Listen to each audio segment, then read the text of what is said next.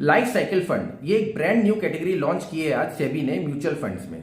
अभी तक equity, debt, hybrid, fund of fund and solution oriented categories होती थी। सोल्यूशन ओरिएंटेड यानी चिल्ड्रन एंड रिटायरमेंट सोल्यूशंस को हटा के लाइफ साइकिल इंट्रोड्यूस हुआ है। तो आइए समझते हैं कि ये है क्या। वेल्थ मैनेजमेंट में हम एसेट एलोकेशन के बारे में बात करते हैं। जरूरी होता है समझना कि इंडिविजुअल की रिस्क प्रोफाइल के अकॉर्डिंग कितना परसेंट इक्विटी में, कितना डेट, कितना गोल्ड एक्सेट्रा में डालना चाहिए। एक इंपॉर्टेंट पॉइंट आता है इधर कि आपका टाइम होराइजन कितना है। अगर आप लॉन्ग टर्म के लिए होल्ड कर सकते हैं तो इक्विटी से बेटर कुछ नहीं है, लेकिन शॉर्ट टर्म में डेट प्रोडक्ट को ऐड कीजिए। सेबी ने इस लाइफ साइकिल फंड्स के through time period of holding के अकॉर्डिंग एसेट एलोकेशन पे फोकस किया है। अब इसको अच्छे से समझना है तो इधर से ध्यान से सुनिएगा। इस कैटेगरी में कोई पर्टिकुलर एएमसी मिनिमम 5 साल होल्डिंग पीरियड के हिसाब से फंड बना सकता है, यानी 5-5 साल के इंटरवल में ऐसे 6 फंड्स लॉन्च कर सकता है। मतलब 5 इयर्स, 10 इयर्स, 15, 20, 25 एंड 30 इयर्स के हिसाब से। हर ड्यूरेशन का सेबी ने बता दिया कि कितना परसेंट आप इक्विटी में रख सकते हैं, कितना डेट एक्सेट्रा में।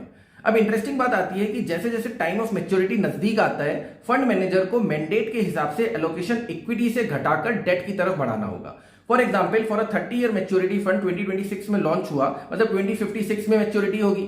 तो अगर time to maturity 15 to 30 year के बीच है, मतलब 2026 से 2041 के बीच, तो फंड मैनेजर 65 से 95% इक्विटी में रख सकता है। जब 10 टू 15 ईयर बचे हो, यानी 2041 से 2046, तो मैक्सिमम इक्विटी एलोकेशन को 95 से घटाकर 80% पे लाना होगा। फिर 5 टू 10 ईयर बचे हो तो maximum 65% and so on. Finally जब 1 साल बचा हो, यानी 2055 में, तो 20% इक्विटी से ज्यादा नहीं रख सकते हैं, डेट को 65% करना पड़ेगा। सिमिलरली बाकी ड्यूरेशन के लिए भी कुछ ऐसा ही स्ट्रक्चर है। एक और इंटरेस्टिंग बात है, मान लीजिए 5 ईयर वाला फंड लॉन्च हुआ एंड मैच्योरिटी हुई 2031। अब जैसे 2031 आ गया तो एएमसी यूनिट होल्डर्स के अप्रूवल के बाद उसे 10 ईयर वाले में मर्ज करने की कोशिश करेंगे for the sake of continuity. देखा जाए तो 2031 में 5 ईयर मैच्योरिटी वैसे भी 2036 में होती, तो नया प्रोडक्ट लॉन्च करने से क्या फायदा, मर्जी कर दो। इसी तरह 30 ईयर वाले की 25 ईयर रह जाएगी, तो हो सकता है एएमसी 2031 में नया 30 ईयर का फंड लॉन्च कर दे जिसकी मैच्योरिटी 2061 में होगी। देखिए कंसेप्ट इंटरेस्टिंग है, कैसा चलेगा ये तो टाइम ही बताएगा।